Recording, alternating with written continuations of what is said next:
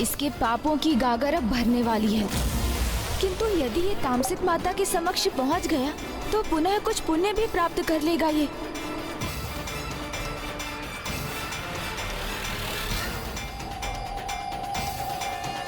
अब मुझे ही कोई युक्ति लगानी होगी।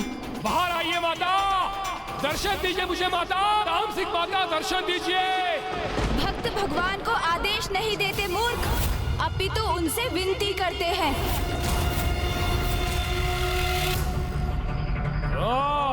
तो तुम हो गजमुख, मुझे सीख देने का प्रयास मत करो। मैं जैसे भी उनका आवाहन करता हूँ उन्हें प्रकट होना ही होता है। किसी को विवश कर उनके दर्शन तो अवश्य प्राप्त किए जा सकते हैं, किंतु उनका आशीष नहीं। तो आशीष किसे चाहिए? मैं तो सहायता प्राप्त करने आया हूँ। वर्षों तक पूजा करता आया हूँ मैं उनकी, इसलिए उन्हें आना ही होगा मेरी सहायता के लिए। क्यों? सहायता की आवश्यकता क्यों पड़ी? सर्व शक्तिशाली दुर्गमासुर को? ओ, कहीं माँ आदि शक्ति को युद्ध भूमि में देखकर उनसे भयभीत तो नहीं हो गए दुर्गमासुर? माता तो वो तुम्हारी है, मेरी नहीं।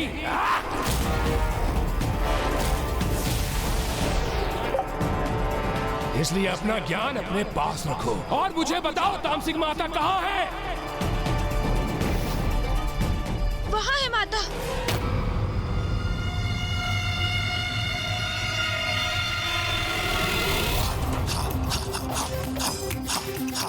माता तुम्हारे समस्त प्रश्नों के उत्तर के साथ वही दर्शन देंगी तुम्हें।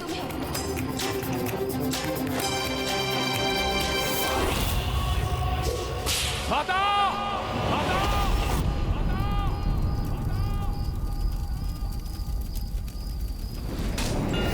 माता!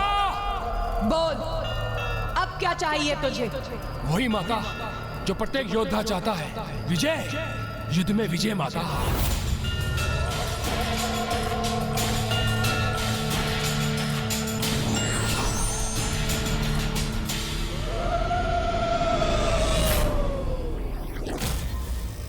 ये क्या? माता तो यहाँ है, फिर ये दुष्ट शिविर के भीतर किससे संवाद कर रहा है? बताओ गणेश, उस शिविर में कौन है जिससे दुर्गमासुर प्रश्न पूछ रहा है? जिन तामसिक माता को उसने स्वयं उत्पन्न किया है माता, मैंने उस पर अपनी गणेश माया का प्रयोग किया है, जिससे कि वो अपने प्रश्नों के उत्तर अपनी आसुरी बुद्धि से ही प्राप्त करे, जो उसे भटकाकर अनुचित दिशा में ही ले जाकर उसके पापों की गागर को पूर्ण रूप से भरेगी और उसे उसके सर्वनाश की ओर ले जाएगी। दुर्गमासुर के स्वयं के मन से उत्पन्न वो तामसिक माता उसके मिथ्या अहंकार का एक प्रतिरूप मात्र ही होगा, जो वो उस दुष्ट को उसके दुराचारी स्वभाव के अनुकूल ही वही निर्देशित करेंगी, जो वो मंदात पापी का अहंकार मन सुनने के इच्छुक होगा। सर्वथा उचित है ये पुत्र, फिर मुझे और कष्ट नहीं देगा वो दुष्ट। विश्वास कीजिए माता, मैं आज के बाद कोई भी कष्ट नहीं पहुंचाऊंगा आपको। बस मुझे मेरे प्रश्न का उचित उत्तर दे दीजिए माता। इतना बता दीजिए मुझे माता, क्या है उस देवी आदिशक्ति की शक्ति का तोड़? मूर्ख, उसका उपाय तो मैंने तुझे पूर्व में ही बताया था, तभी तो 94 करोड़ बार अनुष्ठान किया था तूने।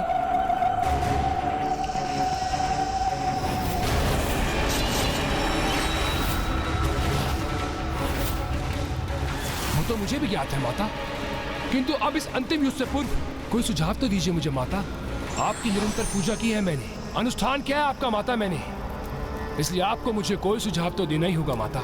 शत्रु को पराजित करने के लिए सर्वप्रथम उसका मनोबल भंग किया जाता है। मूर्ख, इतना भी ज्ञात नहीं है तुझे?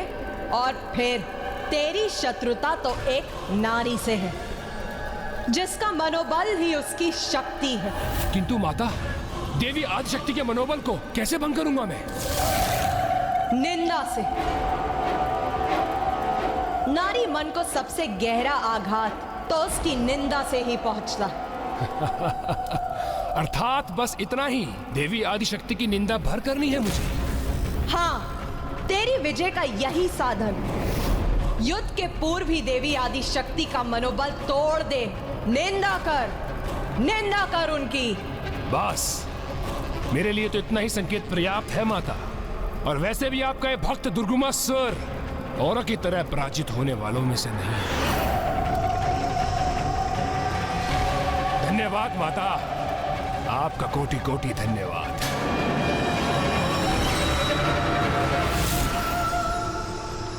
तेरी विजय का यही साधन है। युद्ध के पूर्व ही देवी आदिशक्ति के मनोबल को तोड़ दो। निंदा कर उसकी, निंदा। माता, मैं क्षमा चाहता हूँ, किंतु ऐसा करना अनिवार्य था। नहीं पुत्र, तुम्हें क्षमा याचना करने की कोई आवश्यकता नहीं, क्योंकि जो धर्म का पालन नहीं करते, किसी की विवशता को अपना अस्त्र बनाते हैं, उन्हें इस प्रकार पाठ सिखाना कदाचित अनुचित नहीं। पुत्र गणेश, तुम चतुर ही नहीं, तुम अच्छाई के लिए विघ्न हरता हो। तो बुराई के लिए विघ्न करता भी तो हो।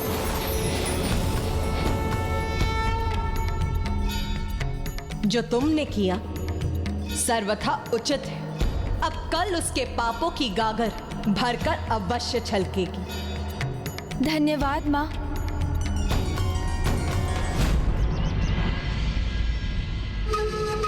दुर्गमासुर की, दुर्गमासुर की, दुर्गमासुर की, दुर्गमासुर की, दुर्गमासुर की, दुर्गमासुर की, दुर्गमासुर की, दुर्गमासुर की, दुर्गमासुर की।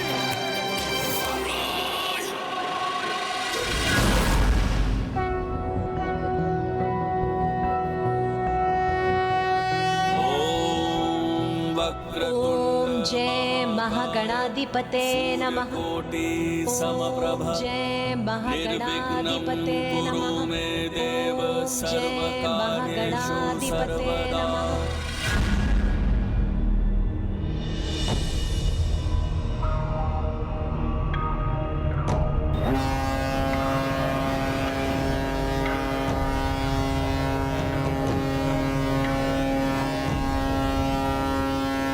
प्रतीत होता है दुर्गमासुर अपनी मृत्यु के लिए कुछ अधिक ही अधीन हो रहा है।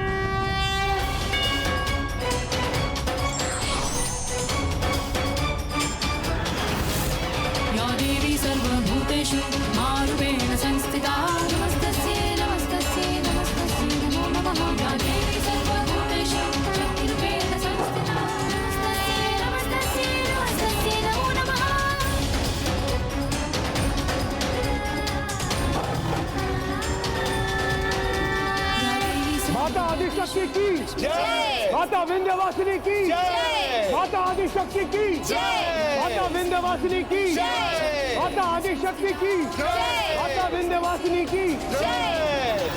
माता आदिशक्ति की जय। माता विंध्यवासिनी की जय। माता आदिशक्ति की जय। माता विंध्यवासिनी की जय। माता आदिशक्ति की जय। माता विंध्यवासिनी की जय।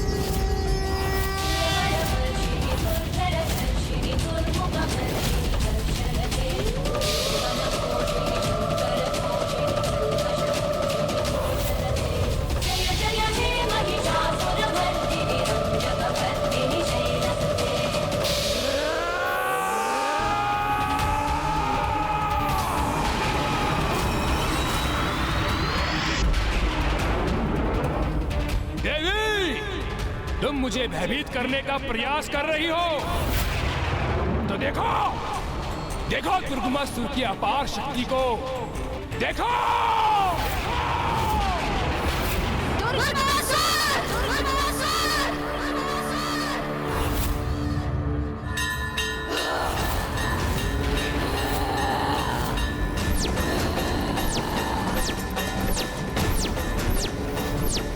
अपनी अनेक भुजाओं को प्रकट कर व्यर्थ है तुम्हारा शक्ति प्रदर्शन, क्योंकि तुम्हारा दुर्भाग्य अब तुम्हारे समक्ष है। तुम्हारी भुजाओं की संख्या तुम्हारी शेष श्वासों से भी कहीं अधिक है। अब तुम्हारा अंत अत्यंत निकट है दुर्गमासुर।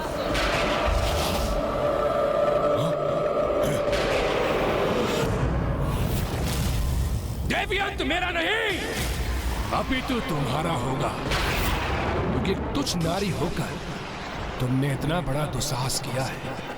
युद्ध भूमि में पहुंचकर मुझे चुनौती दी है। महाशक्तिशाली महासुर दुर्गमासुर को, जिसका अंत करना दुर्गम ही नहीं अपितु असंभव है, असंभव है।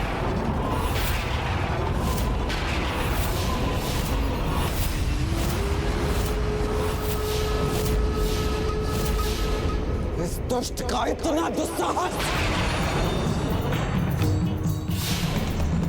भैया, इस दुष्ट के इसी दुस्साहस से अब इसके पापों की गागर और तीव्र गति से भरेगी। आप चिंता मत कीजिए भैया, अब इसके जीवन की उल्टी गिनती आरंभ हो चुकी है। देखिएगा, शीघ्र ही अंत होगा इस दुष्ट का।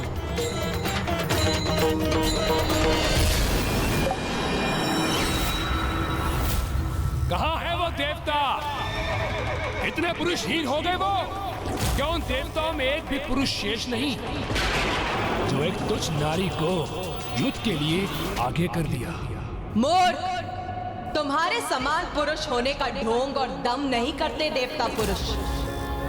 अपितु इसके विपरीत उन्हें इस बात का आभास होता है कि नारी ही अपने भिन्न रूपों में उनके जीवन में सामर्थ्य, शौर्य और पौरुष का आधार होती है, क्योंकि सर्वप्रथम एक नारी ही एक माँ के रूप में उन्हें जन्म देती है, उनका पोषण करती है और उन्हें सामर्थ्य बनाती है, और फिर एक बहन के रूप में एक अन्य नारी अपने भ्राता के हाथों में रक्षा सूत्र बांधकर उसे उसके उत्तरदायित्व का आभास कराती है। और फिर एक पत्नी रूप में भी तो एक नारी ही होती है जो स्वयं पूजा पाठ और व्रत कर अपने पति की रक्षा सुनिश्चित करती है। इसीलिए वो पुरुष जो देव बुद्धि संपन्न है, वो नारी को स्वयं से निम्न मानकर उसे पीछे रखने की कल्पना भी नहीं करता, अपितु वो नारी को आगे बढ़ाने में सहायक होते हैं। तो जैसे मिथ्या और आसुरी बुद्धि वाले पुरुषों को यही सीख देने आगे आई है ये नारी।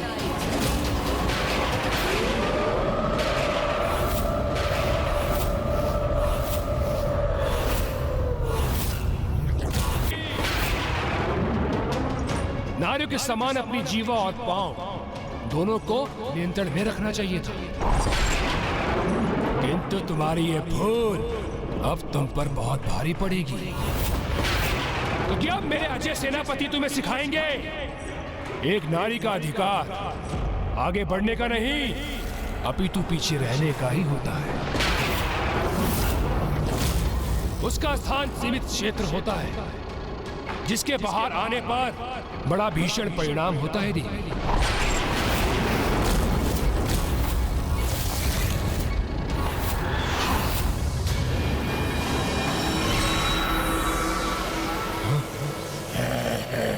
अतिरिक्त ऊर्जा प्रदान कर अपने सेनापतियों को और अधिक सशक्त बना दूंगा मैं।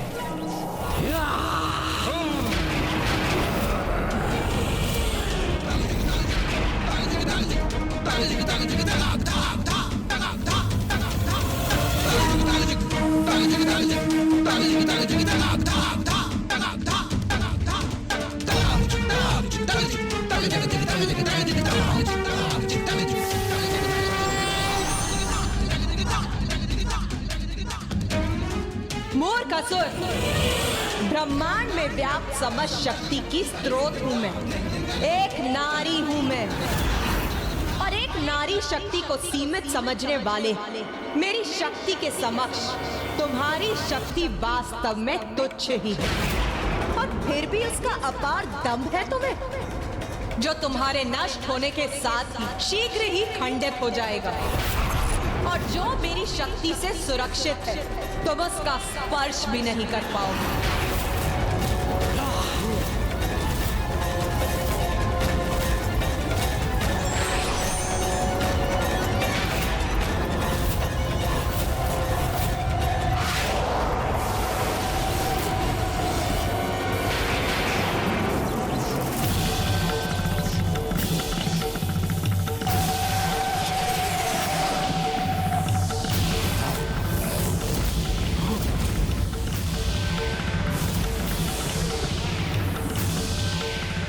इन असुरों के चारों ओर ये वृत्त रूपी घेरा क्यों उत्पन्न कर दिया है मैंने? ध्यान से देखिए इस वृत्त को। ये असुरों के चारों ओर खिंचा हुआ एक घेरा अवश्य प्रतीत हो रहा है, किंतु इसमें माँ ने हमें घेर कर हमारे लिए एक सुरक्षा कवच का निर्माण किया है।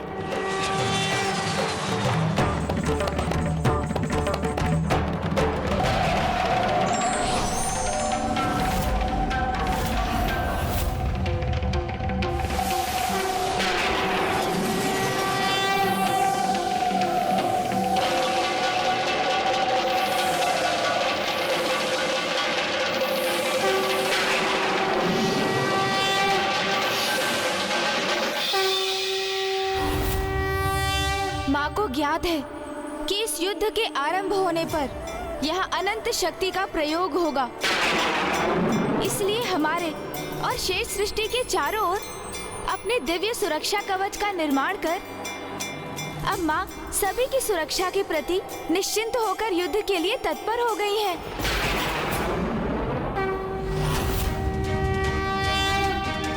क्या कर रही है देवी? कोई नई योजना घड़ रही है क्या? हमारे लिए कोई चाल उत्पन्न किया है इसने, अथवा ये एकमात्र हमें भ्रमित करने का प्रयास कर रही है। कुछ नारी, युद्ध करने आई हो तो युद्ध करो। मैं तुम्हारी किसी मायावी क्रीड़ा से प्रभावित होने वाला नहीं। आगे बढ़ो और युद्ध करो मुझसे। तुच्छ मानते हो ना तुम नारी को और नारी की शक्ति को, तो आज मैं ये भी घोषणा करती हूँ कि इस युद्ध भूमि में मात्र और मात्र ये नारी ही आगे बढ़ेगी। मेरी देश सेना का कोई भी सदस्य युद्ध करने के लिए आगे नहीं बढ़ेगा और ना ही अस्त्र उठाएगा। और तब भी तुम्हारे असुरों के पांव एक पग भी आगे नहीं बढ़ सकेंगे।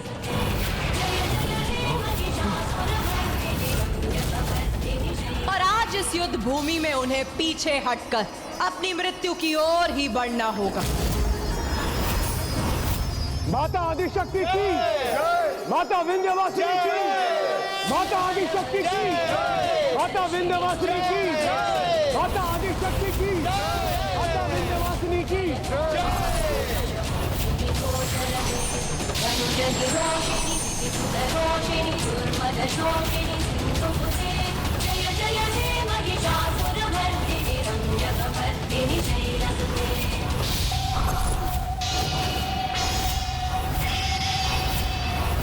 माँ ने अपने माता चंद्रघंटा, माता कालरात्रि और माता कुष्मांडा स्वरूप प्रकट किए हैं, जो अब शीघ्र इन असुरों का संहार करेंगे।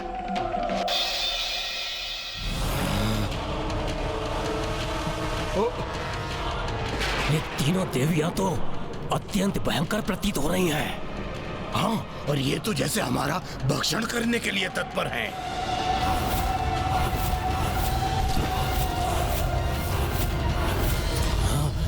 मेरे महायोद्धाओं, चिंता मत करो। कितने भी भयंकर क्यों ना प्रतीत हो ये, किंतु है तो तुच्छ नारी ही। परस्पर कला में भले ही पारंगत हो ये, किंतु तुमसे युद्ध करने का सामर्थ्य नहीं है इनमें।